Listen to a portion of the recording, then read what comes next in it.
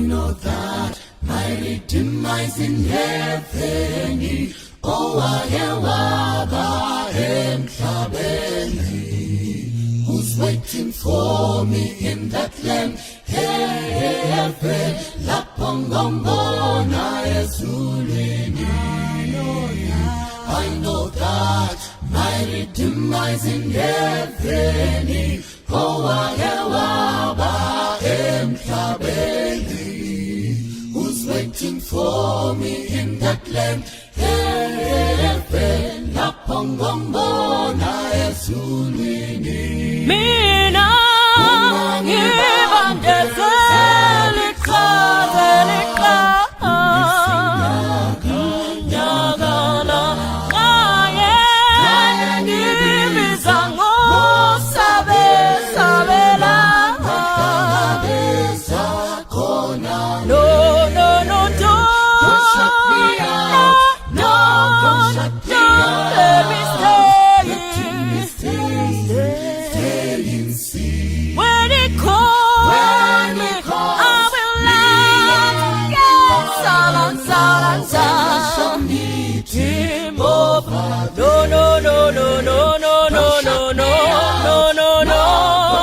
Don't let me stay. When he calls me, I will laugh. Yes, I shall meet him over there. Ngisamangala mina biyamkhumbula nganina. How he left the heavenly kingdom ukuzofela khona la. Ngisamangala mina biyamkhumbula nganina. How he left the heavenly kingdom ukuzofela khona la. Mina ngibandezela iqhaza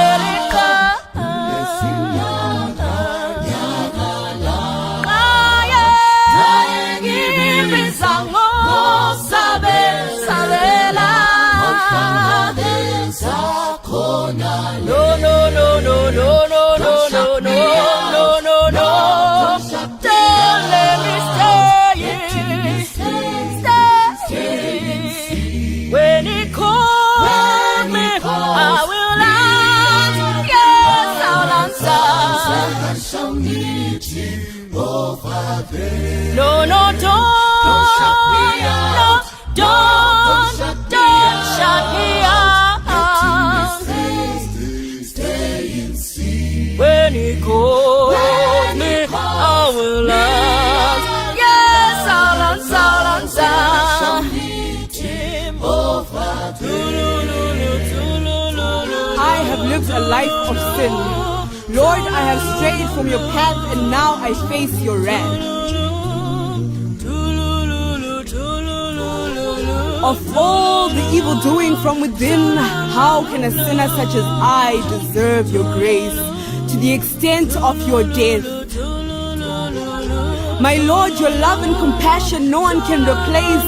I am in awe of your mercy. Never shall I stray from your call. Mina ngibandezela iqhaza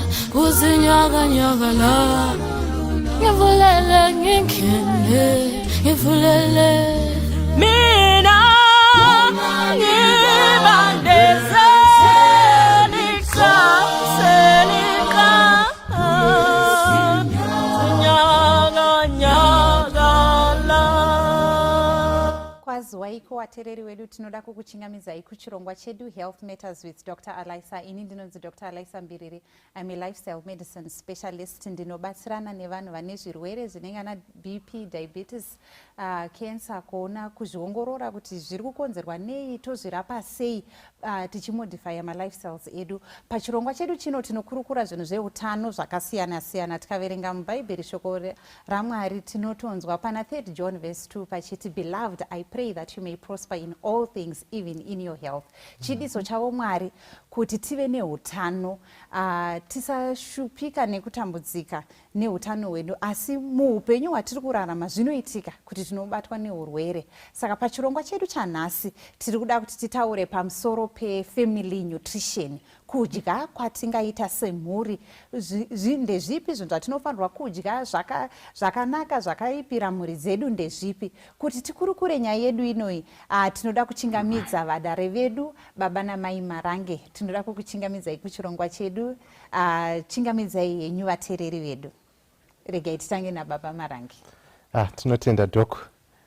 Kwazwai vateereri, ini zita ndinoitwa Leslie Marange kana kuti baba Marange. Ndinoshanda kuGlytime Foods, tinogadzirawo chikafu chine utano, tichibatsirana nema-lifestyle scientist kuti tigadzirise ma-issues kana kuti zvirwere zvinokonzerwa nekusadya zvakanaka, zvinosanganisira vana diabetes, cancer, heart disease, hypertension, zvichienda zvakadaro. Tinoda kukuchingamidzai baba Marange, regai tiende kuna mai Marange. Maita henyu, makadi vateereri, zita rangu ndinonzi Talent Marange. By profession, I'm a nutritionist, and I've been involved in nutrition, especially dzevana vari pasi pe5 years, vanamai vakazvitakura, vanamai vari kuyamwisa, vanhu vakuru, vatinoti old age, and ndinofara kunge ndiri muchirongwa chino naDr. Alaisa. Maita henyu. Tinoda kukutendai. Tinotoona nhasi tiri kutaura pamusoro pekudya semhuri. Muri kutoona vauyawo semhuri vakadai. Tende vatotaura kuti mai Marange vanospecializa kunutrition dzevana vadiki nanamai vakazvitakura. Tinoda kutenda. Maybe kuti titange kukurukura chii chatinoti nutrition. Maybe tikatongotangira ipapo kuti nutrition, chii chinonzi nutrition? Alright, maita henyu. Muchaona kuti nutrition, it's very broad. But maybe for starters, tinogona kuti nutrition, it's the science of food. Kana chiti the science of food, tukutarisa kuti chikafu kubvira chichidyarwa, chichimaintainwa, chichiharvestwa, chouya mumba, even munhu achachidya, zvachichaita mumwiri memunhu, munhu zvaachazoita as a result yekunge adya chikafu ichocho. Zvese izvozvo zvinobatwa nenutrition. And you'd find kuti it is very important kuti titaure about issues of nutrition, because with food, it's what makes us who we are. Ipapa kusvikira ndisvike pari zvino nhasi ndadya chikafu. So it's important for us to talk about nutrition, because in essence, it's what makes us who we are. Yes. Nutrition is what makes us who we are. Vamwe vanobva vati you are what you eat. Zvinhu zvaunodya ndo zvinokuumba, zvinokuvaka mumwiri mako. Totarisa kuti nyaya yenutrition iyi inokosherei kuitaura in the context of the family. Yes. So muchaona kuti we all come from different families. And kubva mwana achiri mudiki ari kurerwa nemhuri, handiti. And so muchaona kuti zvinoitika mumhuri when it comes to nutrition ndo zvinoshepa mwana even kana achinge akura. You'd find kuti talking about family nutrition brings us together. Paya patinodya semhuri zviri kutounza unity. And also muchaona kuti mwana paari kukura, handiti, kuti tigozoita baba namai Marange kumhuri kwatakabva, zvimwe zvakatotishepa even character yedu nema-attitudes, zvimwe zvacho zvinobva muchikafu. So it's important to talk about family nutrition, knowing kuti zvine zvazvinoita kumberi uku kumukukura kwatinenge tichiita. And also muchaona kuti kana tiri kutaura about issues to do with nyaya dzechikafu, it's not just a responsibility yamai. Baba is involved. He is the household head, handiti. Saka ivo kutounza chikafu kwavari kuita, handiti, zviri kuita bring about family nutrition. Maybe rege nditi vamarange vambotaura ipapo Okay. pakuti muri involved here sababa nyaya yefamily nutrition, sei tiri kuti nyaya yenutrition ngaitaurwe in the context of the family. Ya maita enyu chiremba. Kukosha kwazvo kwekuti family nutrition itaurwe pamwe chete semhuri. Muchaona imi kuti chikafu chinge chirimo mumba. Pamutemo ndibaba vanofanira kuti vaite sei? Vatengi. Ende muchaona kuti chibikikewo zvakanaka. Mai vanofanira kunge vachibika zvatengwa nani? Nababa. Ende vana kuti vadzidziswe kudya kwakanaka. Zvinoda kuti baba namai vashandire pamwe chete vachikurudzira nekudzidzisa vana zvino kudya kwakanaka. Saka ndosaka muri kuona kuti zvinotikoshera kuti baba namai vange vachiisa musoro pamwe chete. Kuronga kwavanoitawo mari dzekuti iyi ichaenda kurenti, iyi ichaenda kwakati, iyi ichaenda kwakati. That's the same effort inofanira kuti itwe panutrition. Kuti mumba muno muchadyiwa zvakati. Ende zvichadyiwa zvakadai, ende zvichabikwa so. Saka I think that unit inobatsira kuti tikudze mhuri dzedu zvakanaka. Ende kuti isusu pamwe chetewo tikwanise kupreventawo zvimwe zvirwere zvinokonzerwa nekudya kusina kukwana, kusina kururama. Tinoda kutenda majekesa kuti kudya kwedu kwakanaka semhuri kunotouya tashanda pamwe chete. Baba vakangobuda vachingonotenga zvavada uko, zvatisina kuwirirana pano kana kuti zvisina kufunga kwakanaka kwekuti zvichaita sei pavana vachazodya, zvinokwanisa kutikanganisa semhuri. Maiwo vari kuuyawo vachibika zvakakosha kuti vagoziva kuti nyangwe kuti mabikirwo echikafu aya tinobikawo sei, vana ava kudya kwavo kunofanira kunge kwakabuda, kunofanira kunge kwakaita sei. Ndezvipi zvimwe maybe pari zviripo here ndambe ndazokukata izve pakuti sei tichida kutaura nyaya yenutrition in the context of a family? Yes, muchaona kuti zvoni mumhuri imomo ndo munozobuda kuti pakudya kwedu, handiti we can talk about over nutrition, we can talk about under nutrition. Zvese izvozvo zvinoitika mumhuri. Muchaona kuti tinogona edu kuemphasize on under nutrition kana kuti tiri kuti kudya kweke kwatinenge tichiita kusina all the nutrition requirements dzatinoda.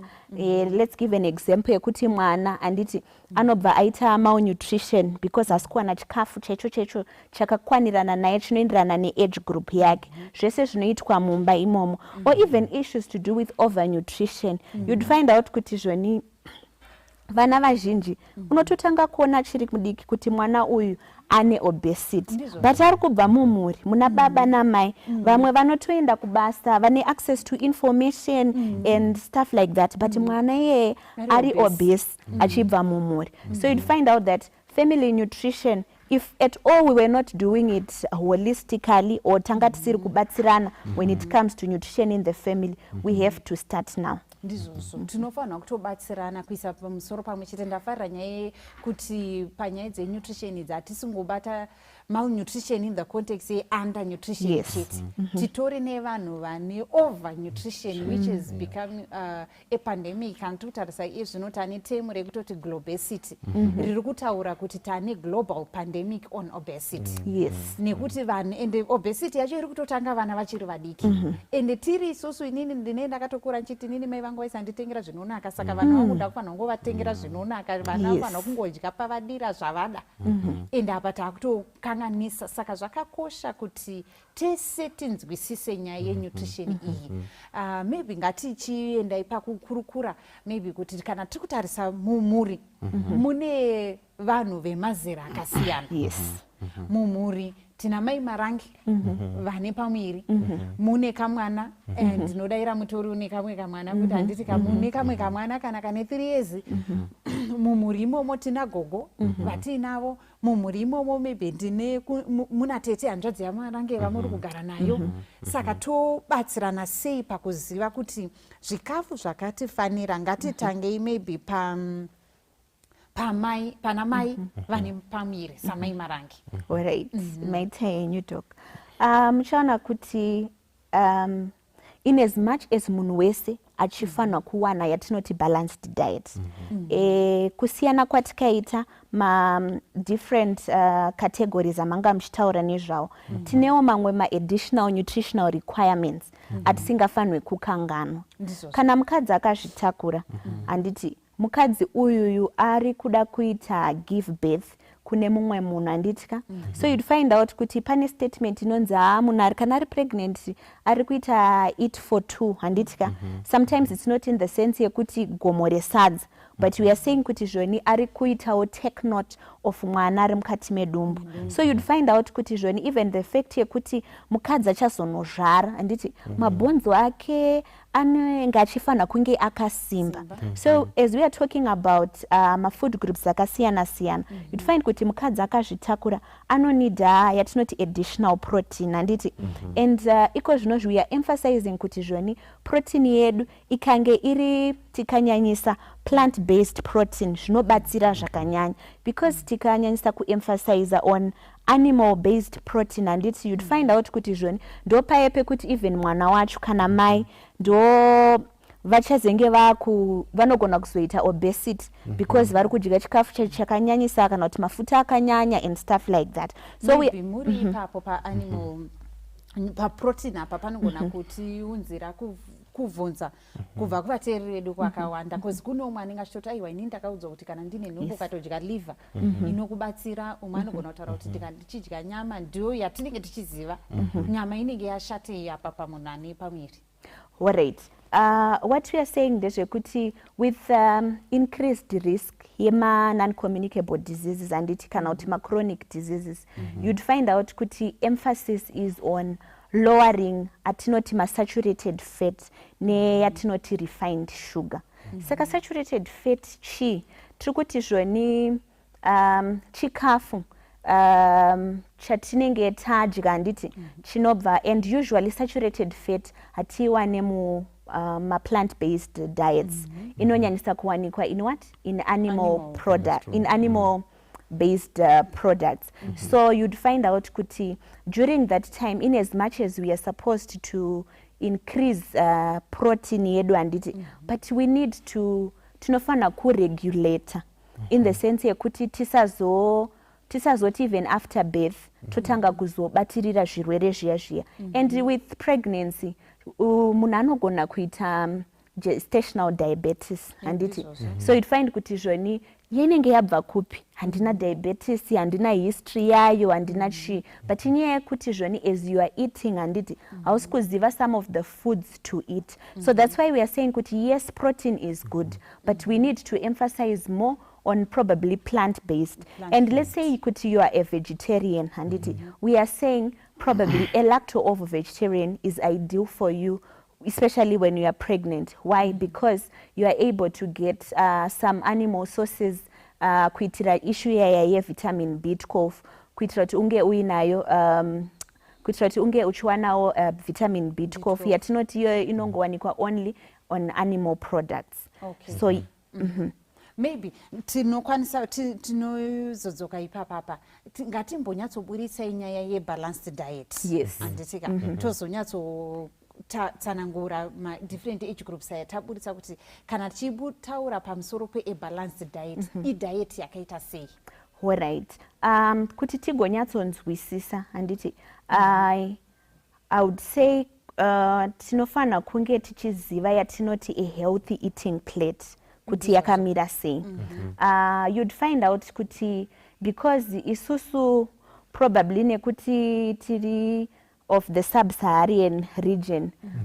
Now takunyanyisa kukopera a Western diet, and you'd find kuti even isusu kudara chataiziva kuti balanced diet or plate inenge yakamira sei, you'd find kuti sadza ndiro rinenge rakawanda sterek handiti. And then muriwo especially kunana baba ndo vanenge vakaisirwa nyama yakawanda handiti netuma veg, kana ari mwana isadza nesupu netuma veg. But pane yatinoti a healthy eating plate. A healthy eating plate yakamire yakadaizvo tiri kuti chakanyanyisa kuwanda muhealthy eating plate mafruits nemavegetables. Aya ndiwo atinoti maprotective foods handiti. Ndimo mune mavitamins imomo, ndimo mune even ma-minerals. Ndimo mune a food group ratinoti mune ma-antioxidants. imomo. Kana chitima antioxidants tikungotaura kuti chikafu chinotidzivirira against cancer. And we are saying kuti zvoni this group rinotibatsira kuita fight against diseases.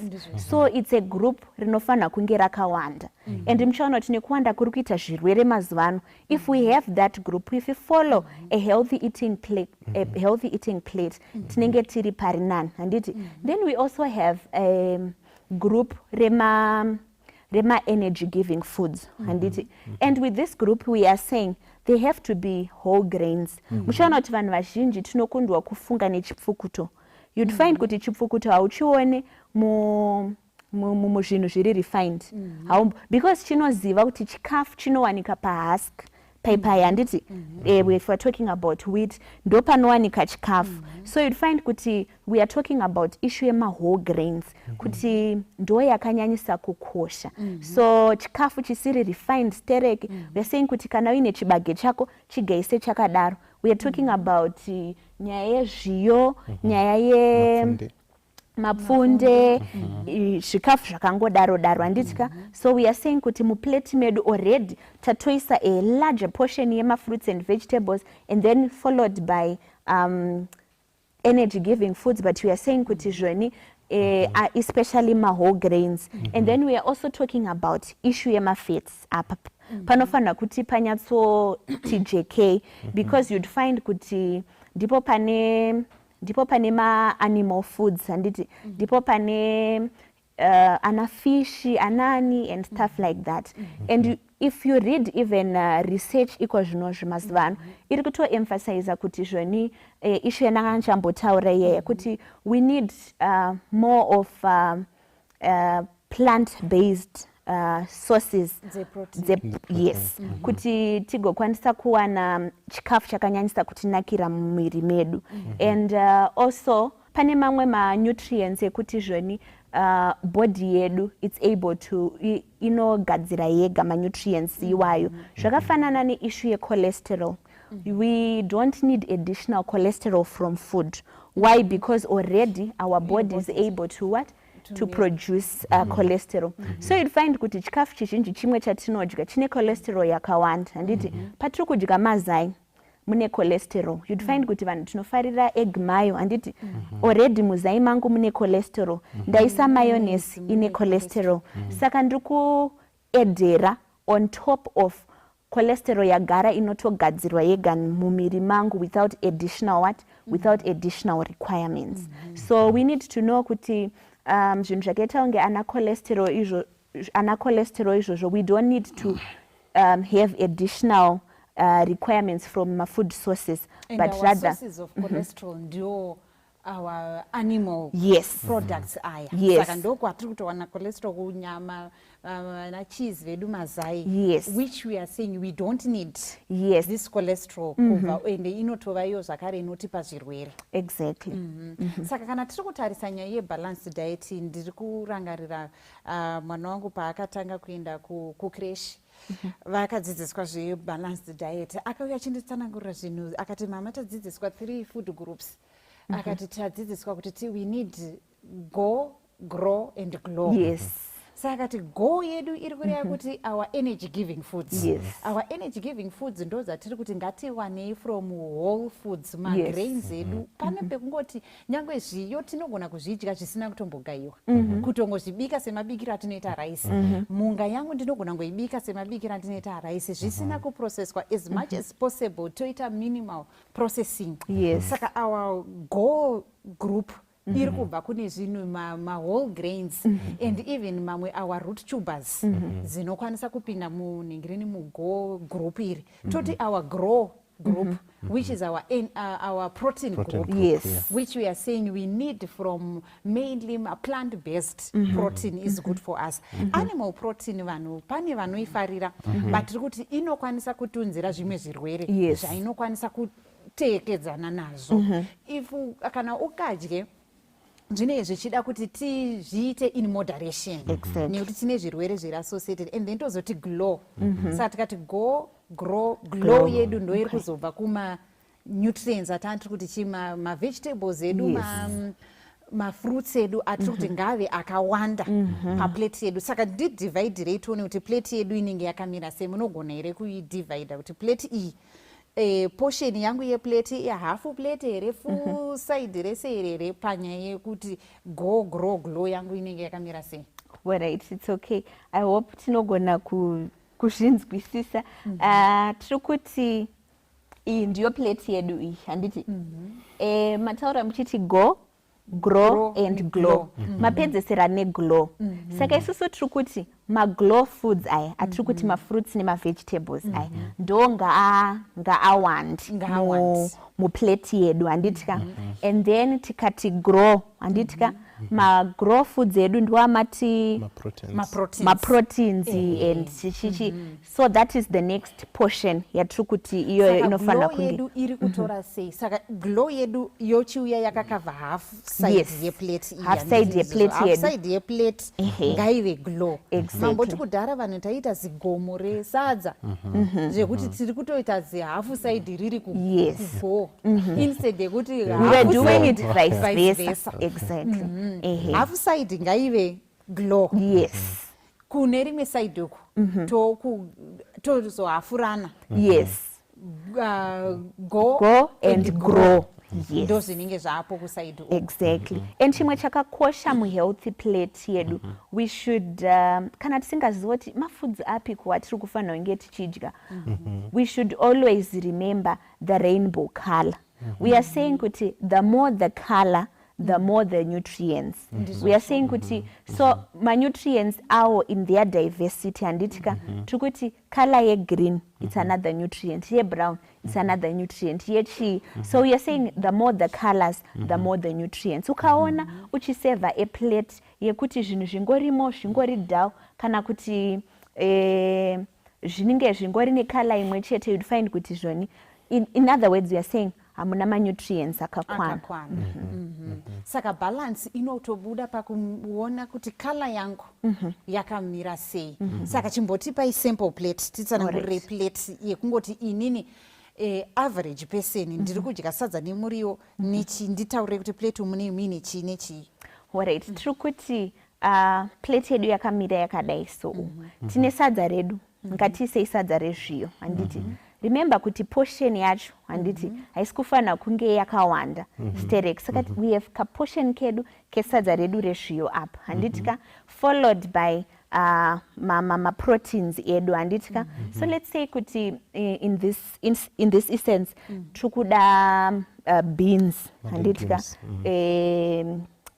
Beans dzedu dzaiswapa mubeans medu imomo hatina kungoisa onion nedomasi chete, but tachekerera macarrots, handitika? Tachekerera ka green pepper, taisa tuma green beans, hanti mukuona kuti zvoni tikutowedzera color to the protein that we have muplate medu, handitika? And then also per side we have a vegetable, handiti? In this case muchaona kuti zvoni depending nekuti tiri munguva ipi, mamwe mavegetables anowanda with different seasons. Season yapera iyo tanga tine mubora, anana blackjack, anana mubonongwe, anana zvakabikwa zvakanaka. So chimwe chinhu futi chakakosha ndechekuti you'd find kuti plate yandataura iyi munhu anogona kuti akomana saka alright nhasi ndakadya beans mangwana ndinodyei. It's very important for mothers to know how to cook and to know how to cook zvinhu zviri different. With the same beans idzodzo unogona kuzoti umwe musi handiti beans idzodzo wakudzigadzirisa kana kuti patties or what, like the plate should be palatable. Chinozoita kuti vanhu kana kuti varambe even to adopt a plant-based diet inenge yakavanakira. You'd find kuti inyaya yekuti vanhu havana variety yekuti nhasi vadya ichi saka mangwana vachaita sei. So you'd find kuti issues to do with cooking schools akakosha kubatsirawo vana mai vamwe vasingagoni kuita sei kubika kuti vazive kuti alright with this same locally sourced ingredients ndogona kuzvibika sei kuti family yangu iwane proper nutrition and at the same time igowanawo diversity in saka nutrients. ndinyatsondibhalansira nyaya yekala tine sadza redu rezviyo ndere brown rakaita mheno mwana wangu anoti chocolate sadza saka rakaita kala yayo muriwo wangu uyu mubonhongwe handiti ndine beans dzangu futi dzakaita brown saka kala yangu yanyatsobuda here apa haisati yanyatsondibudira. Alright, tikuti sadza redu ndere brown handitika muriwo wedu usually it's green handiti then beans dzedu it's brown handitika then carrot yedu ndeye orange. Yes, ndeye orange handiti madomasi edu ndeye red handitika probably taisa to green beans takatira ka green beans handitika it's green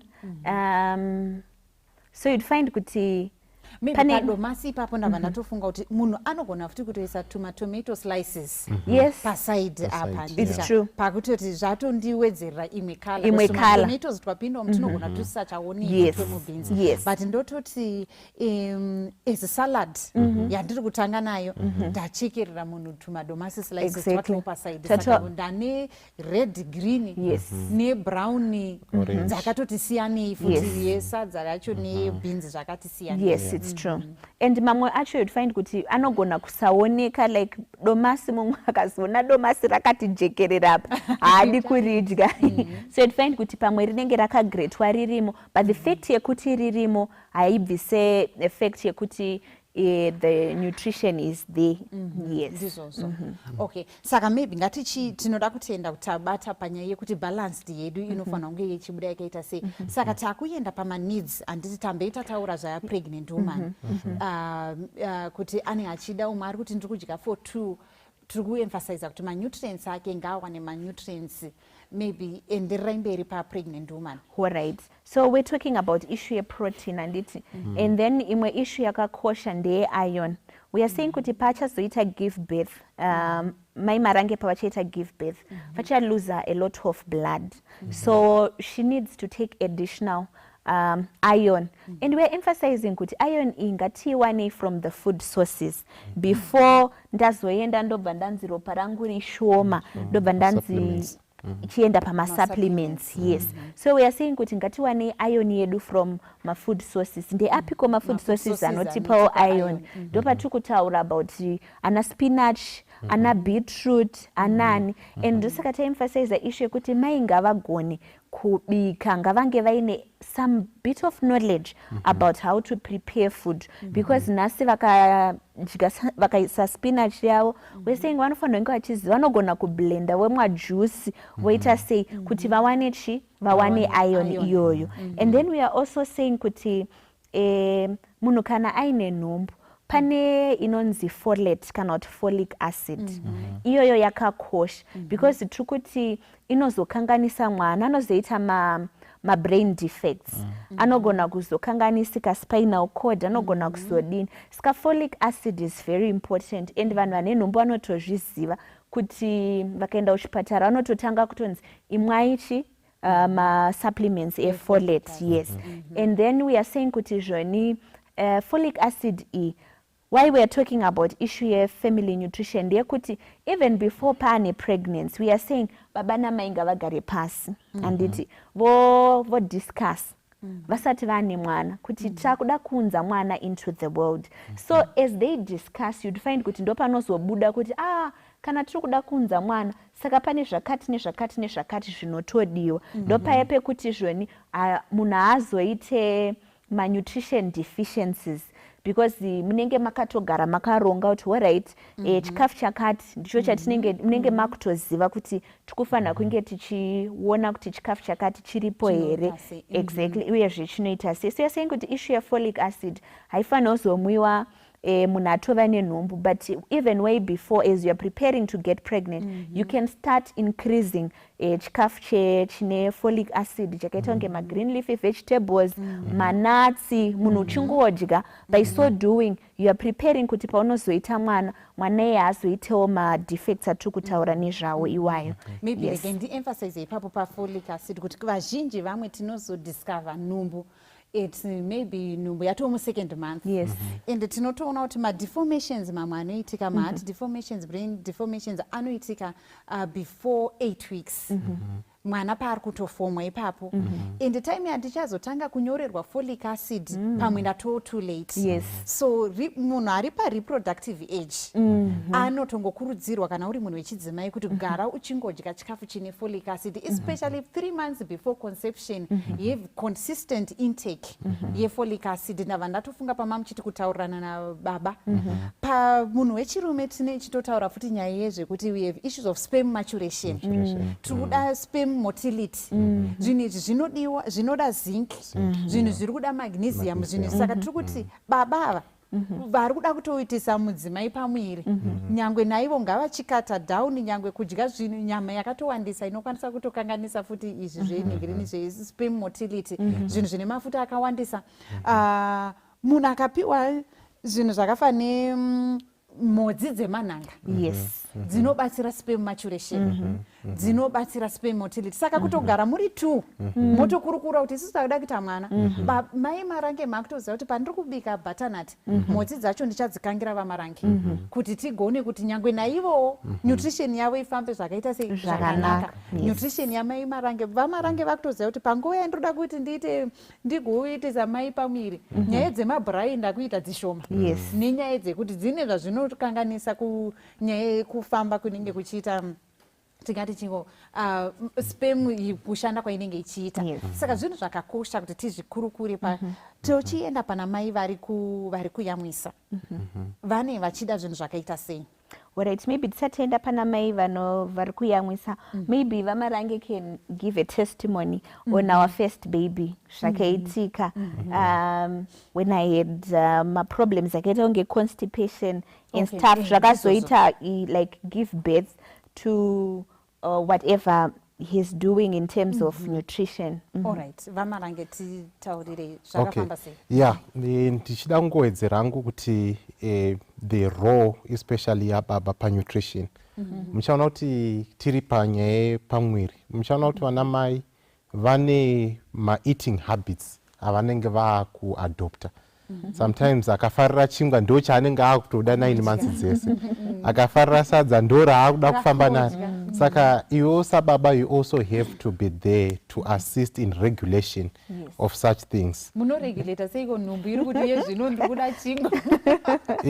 Zvimwe zvacho zvino through discussions. That's number one. To say yes, I think the craving is there. But uzozive kuti panogona kuzoita problem yekuti mwana anozoitawo kana kuti obese paachabarwa wakaramba uchidya a certain particular type of food. Saka I think that encouragement iyo kuti no chiitawo kuti kana asuri kufarira mafruits uchimencourage uchidya mbijana kana kuti mchishare muchidaro, you are also assisting so that aspect family nutrition comes into play. Saka I think that's one thing that is also key to say vana mai pavanongwa nepamwiri vane zvinhu zvavano prefer. They prefer other things. Kana akada pizza yato pizza kusvika 9 months dzese dziite se dzipere. So you also need to come in to say no pizza yes, but you need to then regulate on it uchimubatsirawo kuti so that you also have a healthy baby. So coming to my issues awanga vari kutaura kuti muchaona kuti vana mai zvekare vanonetsekana nema-issues e-constipation as a result of refined food. Saka refined food yakafana chingwa chewaiti, sadza rewaiti, zvinhu zvese too much refined food zvinoita kuti constipation ite sei ivanetse. So you also have to come in to help in terms of kuti vaonewo zvinhu zviri wholesome, because constipation is a very big problem, especially when people are pregnant. And yes, unochita dumbu matumbo, yes. Yeah, saka I think ipapo that's where the aspect of coming together comes into play, to say you also need to encourage each other to say no, izvozvi zvauri kunetseka neconstipation chimwa mvura yakawanda, chitorowo probably ma-cereals, ma-oats, probably granola ine high fiber content, so that bowel movement inobatsirika, because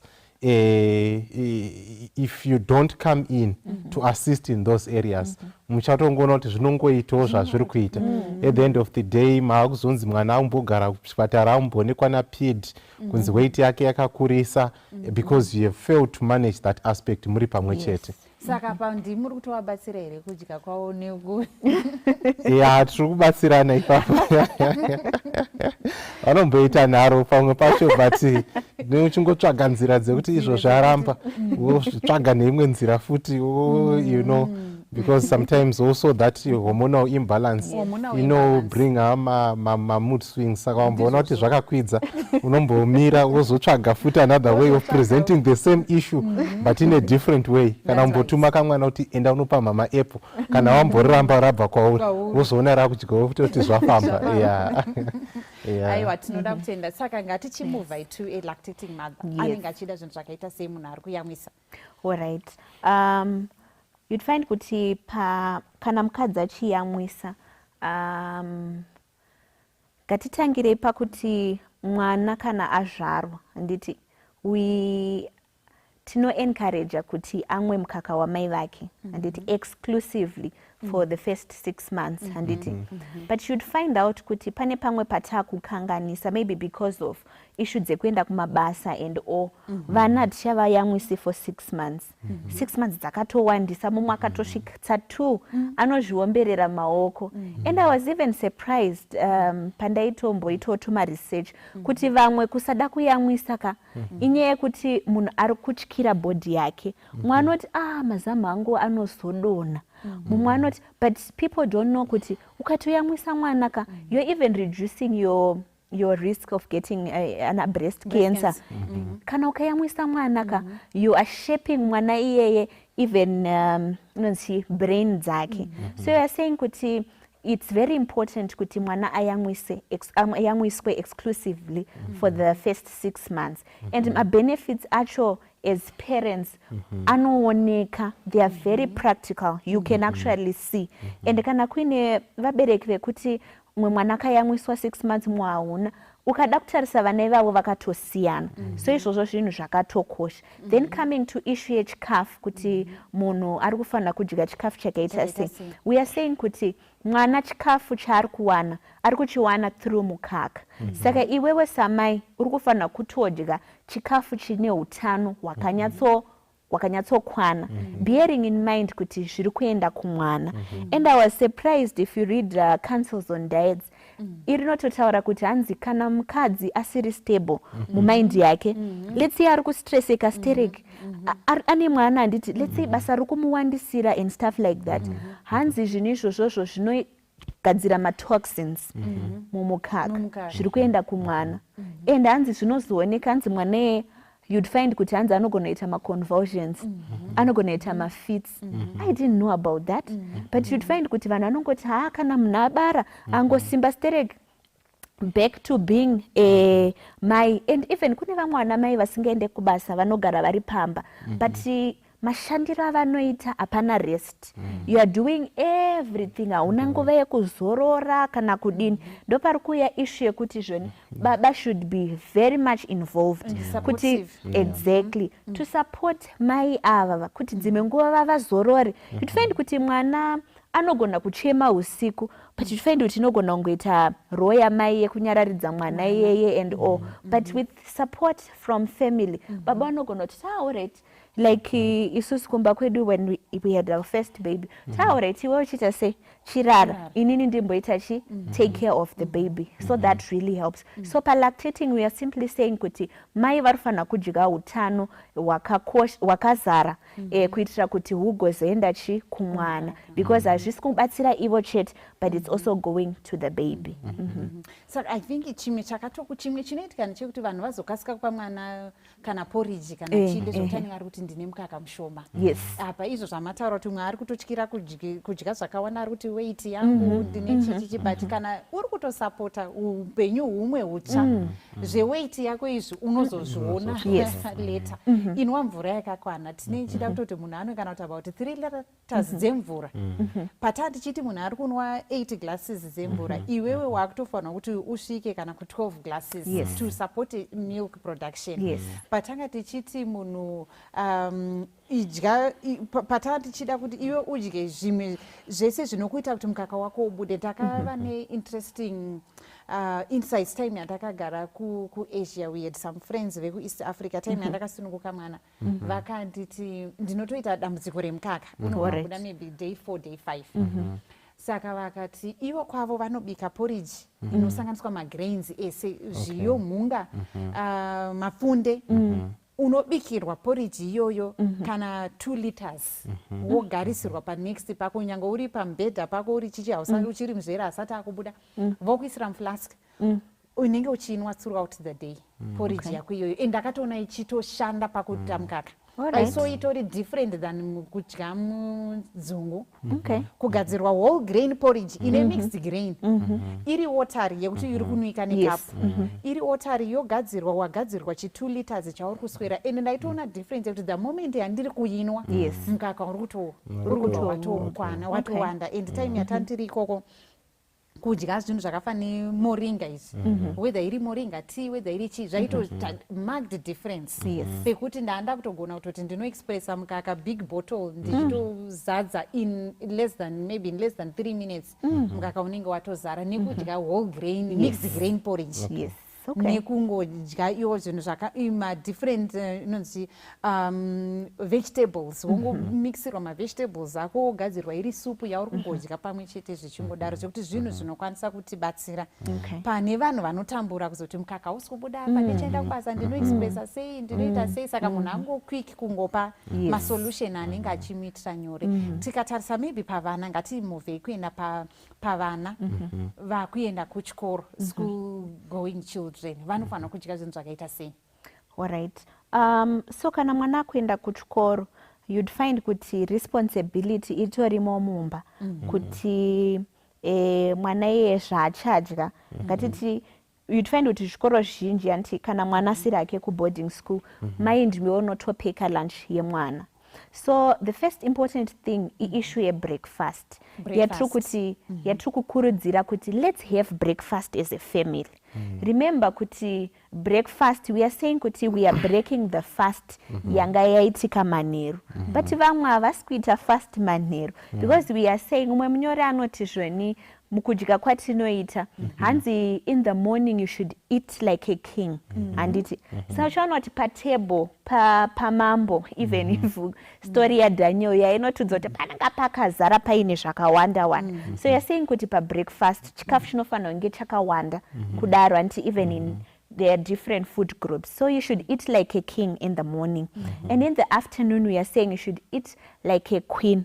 Queen anongonunga handiti haasi kuzodya sterek zvimwe zvai but surprisingly masikati even ukafamba around unotoona ana baba ndopa vanenge vachitenga sadza nemabhonzo ndopa vanenge vachinyatsokodya zviya zvekutozadza dumbu handitika then in the evening hands eat like a slave in other words slave haapiwe vamwe havatopiwe chikafu vamwe vanopiwa zvekutamburira so izvi zvindo zvatinonyanyisa kurekomenda kunutrition kuti manheru handiti you need to give the stomach time to rest and also time to work on the food dzaunga uchidya all throughout the day so saka patiri pamwana mwana odya chii apa maybe tikabata in fact tatojamba zvedu vana pawinning apa panokwanisa tikangotaura mukukasika zvedu alright so nokuti mwana ari kukura and stuff like that handitika tinofanira kumeka sure kuti mwana ari kudya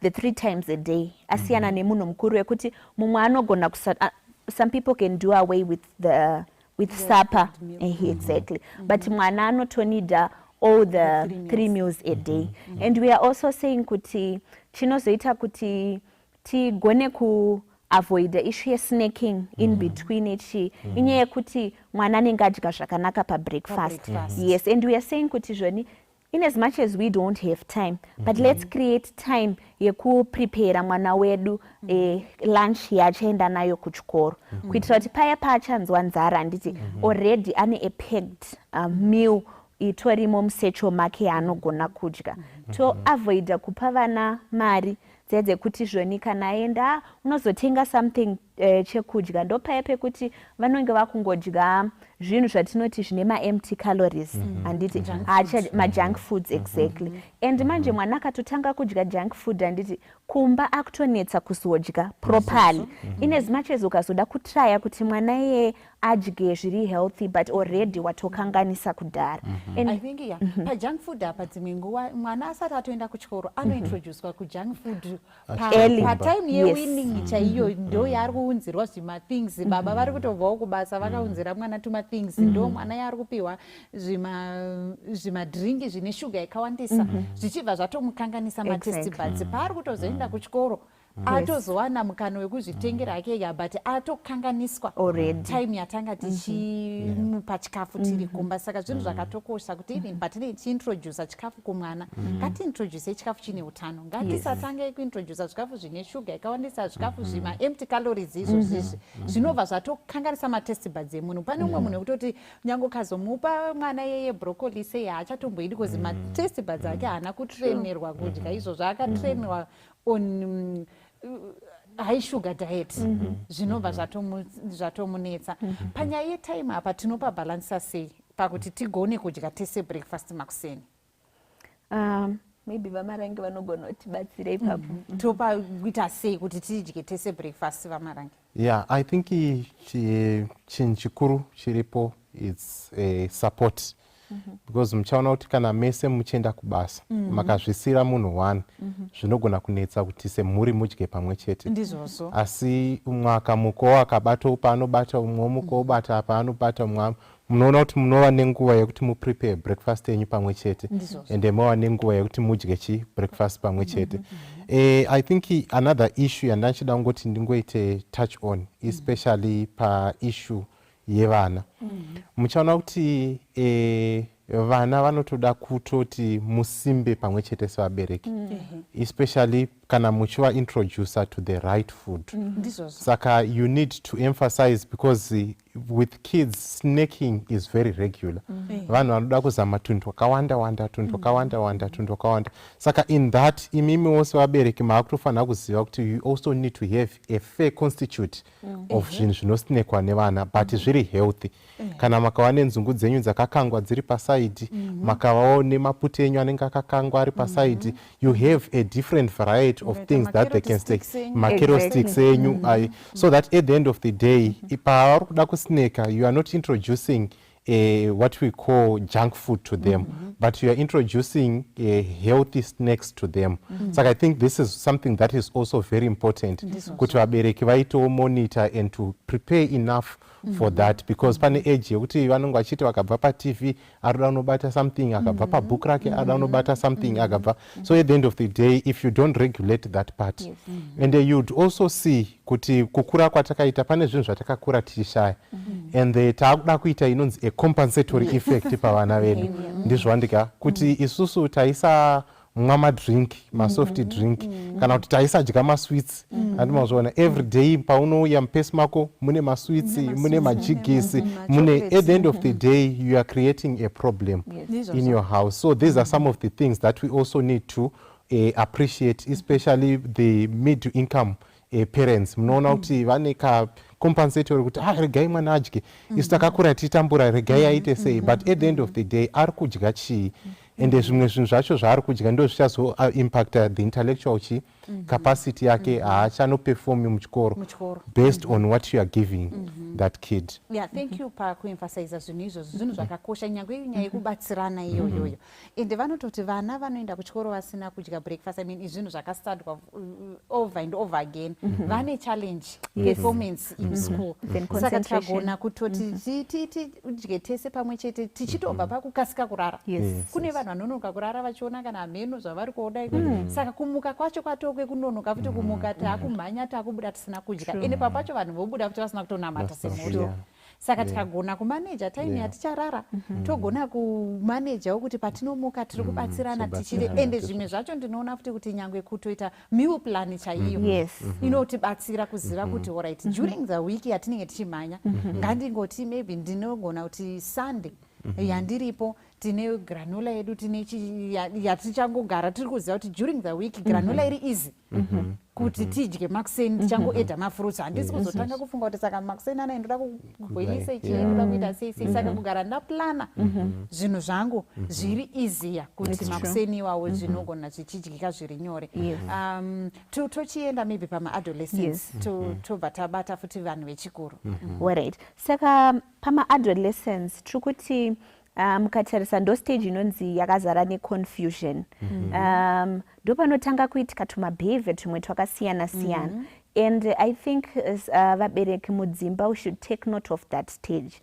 First of all panyaya when it comes to nutrition requirements avo because vanhu vakuprepare into adulthood you'd find kuti even kana vari vasikana ndopatiri kuti ngaatotanga kunyanyisa kuwana ma-iron rich foods sezvo achazoita se achazoita mai even kana ari mukomana tiri kutaura ishu yekuti kuti asazoite maproblems nesperm count chichi ngaadye zvikafu zviyazvo zvatambotaura nezvazvo and also during this stage you'd find kuti ine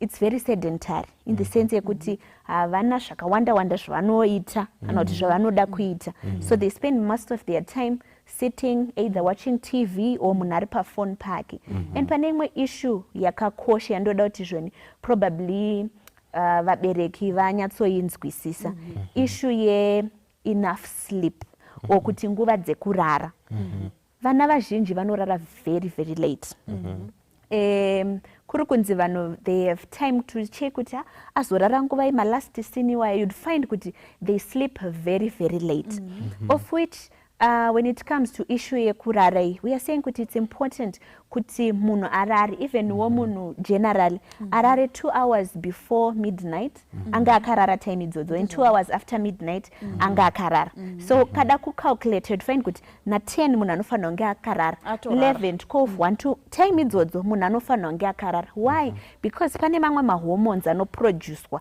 during that time ari very important for munhu kukura kwake but chinozoitika manje ndechekuti kana mwana akasvinura nguva idzodzo zvinoarousa masexual hormones ndopepepe kuti even tomboti ari kutaura neshamwari yake they end up talking about sexual things because pane hormone handiti rato oxytocin yatoproducwa into the body saka pfungwa dzemwana dzakutotanga kufunga sexually so we should really encourage and teach our children kuti pane nguva dzavanotofanira kunge vakatorara and even vakazomuka pane vanhu vaya vanoti inini I do better ndikazomuka ndichiverenga akazomuka hake after the 2 hours after midnight zvinenge zvinoita sei zvinobva zvamubatsira yes okay yes to just emphasize zvinonzi after 10 resistance level inodzika saka muchaona kuti vana vedu ndo pavari kusenda manudes nguva iyoyo after 10 ndo pavari kuita tumusikanzwa tese saka isusu as my parents you would see kuti these are hormone based things and if we don't take care of the stages kubva achikura the manifestation now of our problems come during that period but it's not also too late to correct things at that stage because if the diet has not been well ndo pamunoona even breast nengirikini rakura the body zvokuti vanhu ndimunotozoita introduce kuti aiwa uyu mwana mudiki uyu haasati akura sekumuona kwamuri kuita sei kwamuri kuita saka I think it's also important because vana ivavavo one the body is big but the mind is small saka at the end of the day they are easily manipulated because havakwanisi kuti vafunge ende kuti vaite mafair judgment at that age they are being drawn into things submission yezvinhu zvikuru kudarika their capabilities so it's important kuti tiise ma-wholesome diets paage iyo yakakosha because age yekuti inogona kutrigika into zvimwe zvinhu zvisiri mahormones atiri kutaura aya anokwanisa kuitwa quicken into action nenyaya yediet and even ma-eating disorders ndopanotangira ipapo disorders ndopanotangira saka tikagona kuramba mwana wedu ari pa-wholesome diet tine madiets anototrigger nyaya nyaya idzodzidzi dzekuda kurara nevamwe dzekuda kudii ende saka tikagona kungoti a whole foods plant based diet inotiprotecta pane zvinhu zvakawanda. Ngatichiendei maybe kuzera rekupedzisira vana gogo vakura because tambotaura veage ava vari pareproductive age totaura vechikuru. Alright. Saka munhu as someone ages handiti pane zvirwere zvagara zvinogona kungouya because munhu atongo ari kukura zvekuti you cannot run away from handitika. You'd find kuti kana chitaura issue yemachronic diseases tinototaura issue yeage though kuti it's non-modifiable but you'd find kuti you cannot run away from that. Vanhu vakura ndovaya pekuti zvirwere zvakaita unge zvemabhonzo anenge makumbo achaite zvakanaka musana even issue yeblindness chichi inoitika as one ages. So we are saying kuti kana munhu akura nditi anonidawo ma-requirements akaita unge issue yeprotein handitika tikuti mabhonzo ari akura munhu akurwadziwa nemiri pachikuru vanoti miri wese uri kurwadza handiti but protein inenge ichimubatsira kuti mabhonzo aya aite sei asimbe and you find kuti I would say kuti munhu ati kurei handiti ane ma-nutritional requirements akada ungofanana nemwana mudiki kuti handiti zvatati tikuda kupa mwana kuti akure zviya ndozvatiri kudawo kupawo munhu akura kuti achimaintaina body yake. We are saying kuti though we cannot run away from diseases but tinogona kuita slow the progression yedisease yezvirwere izvozvo and also we are also reducing disability mukukura ikoko. Imwe disability inoya because hatisi kudya munhu iye haasi kudya chikafu chakakwana. Yes. So anofanira kuwana chikafu chakangofanana nechatingade kupa mwana mudiki kuitira kuti amaintaine body yake isina zvirwere zvakawanda and at the same time asararame aine urwere because akura. Yes. Pamataura pamabhonzo apa ndatofunga zvakare kuti kazhinji tinotokanganisa vanhu paages ndechekuti tiri kudya zvinhu zvinodhonza calcium kubva mumabhonzo. Saka pane zvinhu zvinodhonza calcium patime iyi body yako haichadeposite calcium zvakanyanya zvakadaro sepawakanga uchiri kukura.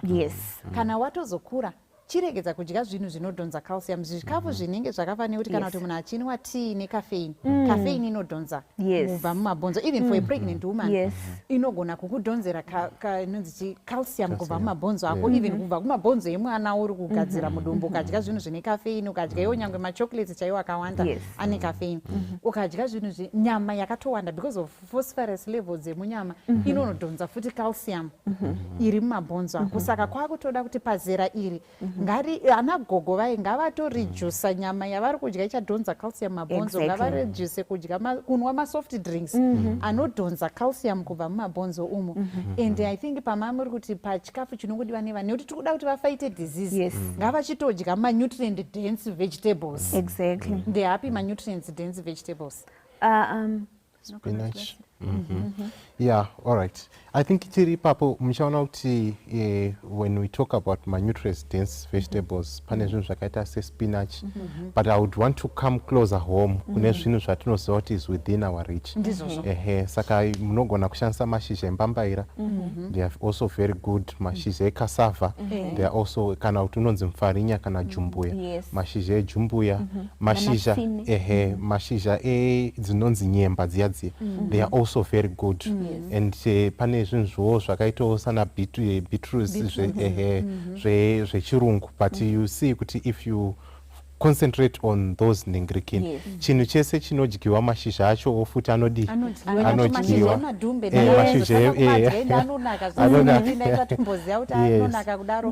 saka I think if we can do that because izvozvo upenyu hwevanhu vazhinji hwatiomei saka you see kuti ability yedu to purchase things in the supermarket iri kuita ichireducwa saka at least if we would then also resort to these natural kana kuti naturally growing vegetables we then probably compensate for that gap riripo between our current incomes and what is also available in our closets. Aiwa, subject yatandi kutaura yakarebesa. Asi nekuda kwenguva yedu regai ndingoti mukangotipa mashoko enyu ekupedzisira kuvateereri vedu takatarisa nyaya yefamily nutrition. Regai nditange navamarangi.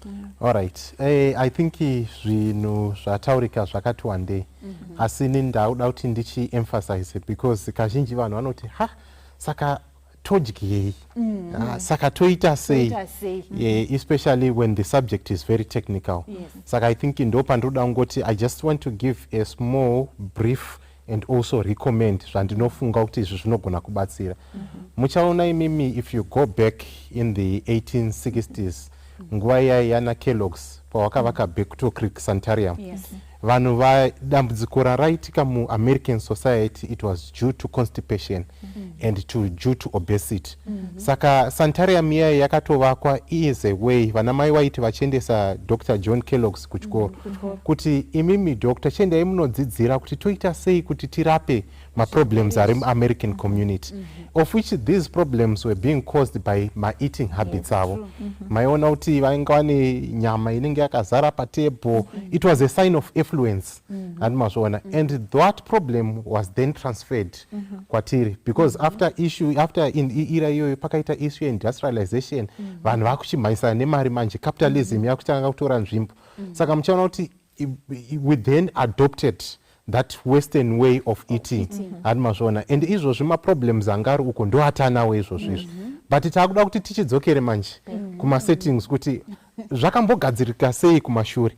You see kuti the solution was on lifestyle. It was how people ate. Vanhu vairesota to ma-plant-based diets. Vairesota to ma-cereals, wholesome grains in terms of ma-cereals.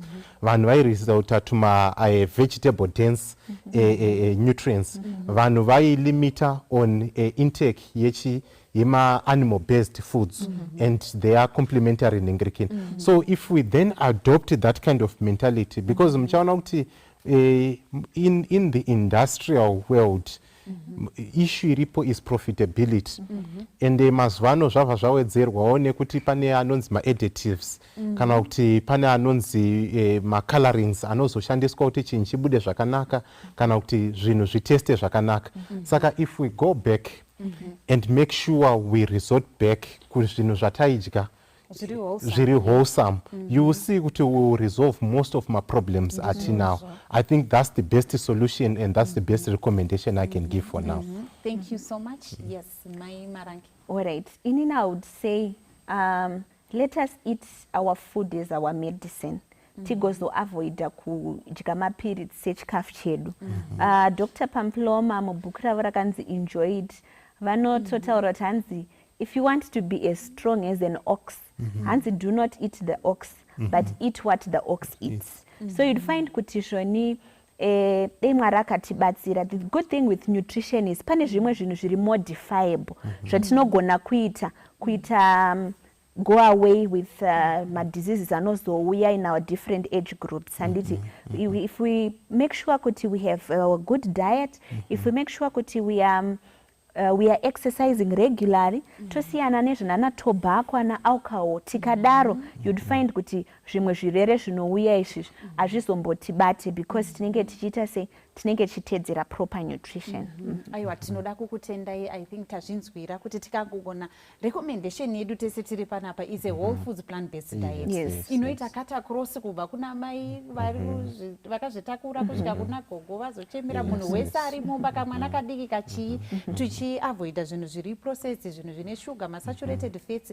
Zvinotibatsira. Ngatitorei nguva semhuri kukurukura pamusoro pezvinhu zvatiri kudya, kukurukura kuona kuti zvandiri kupa mwana zvinhu hazvizomunziri zvirwere mangwana here, zvandiri kupa gogo grosari randiri kuendesera mbuya kumusha harindikuretera here zvirwere zvimwe muna gogo. Saka Mwari vachitibatsira toona kuti nyaya iyi inyaya yakatokosha pakurarama kwedu uye pakuva kwedu, kungavepo urwere kana kusavapo kweurwere mukati medzimba dzedu. Tichakumbira vamarangi muti variro nemunamata. Okay, ngatinamatei. Kuna Mwari Baba vari mumusoro denga, toda kutendai. Tokutendai Jehovha nekutidzidzisa kwamaita. Chatakukumbira Mwari ndechekuti mutibatsirewo tikwanise kuimplementa zvinhu zvatakwanisa kudzidza tenzi wangu, chishuviro chedu ndechekuti kana chinge tava neupenyu kana kuti nemwiri yakasimba, tinowana simba rekuti basa renyu riende kumberi. Tokutendai Jesu nokuti mimi muri Mwari asinganyadzisi. Muchitsaura pana 3 John 2 munoti chuviro yenyu ndeyekuti isu tinge tine utano. Kana taita utano tigobudirira sezvo mweya yedu ichibudirira. Tinokutendai Mwari kuti mimi mune shuviro yekuti tibudirire, mweya yedu zvakare ibudirire. Tinokutendai nokuti mutori nezano reruponeso rwamakatipa, asi tinoziva kuti nemuvengi pane zvinhu zvizhinji zvinotikanganisa, asi chitipaiwo simba rekukurira sezvamakaita pamuchinjiko. Muzita raJesu tanamata, amen. Amen.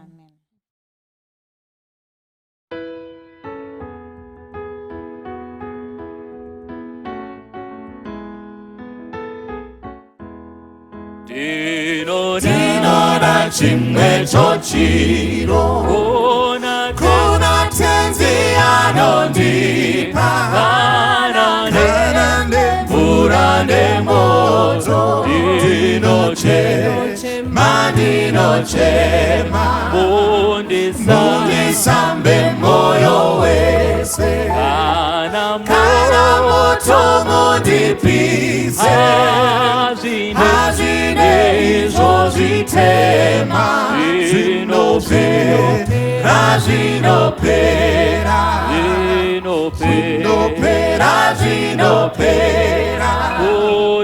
kuti mundipe kuona ngepachena ndichafara asi kucheneswa moyo kundifadza mundisambe moyo wese kana moto mundipise hazvine izvo zvitema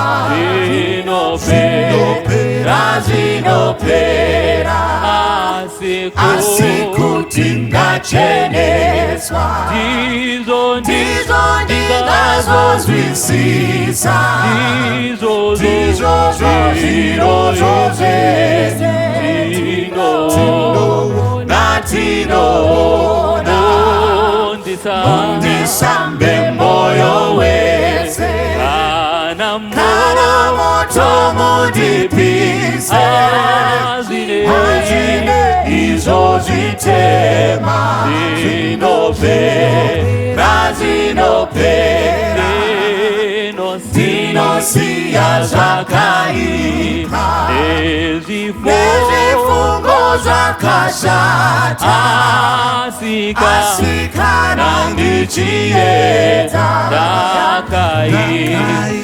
ndakaipa mundisambe moyo wese kana moto mundipise hazvine izvo zvitema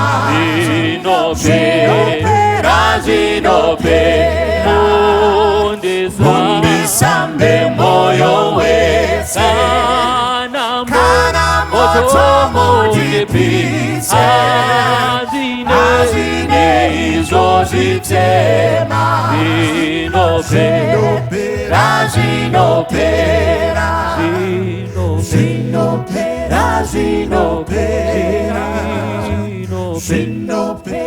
zvinopera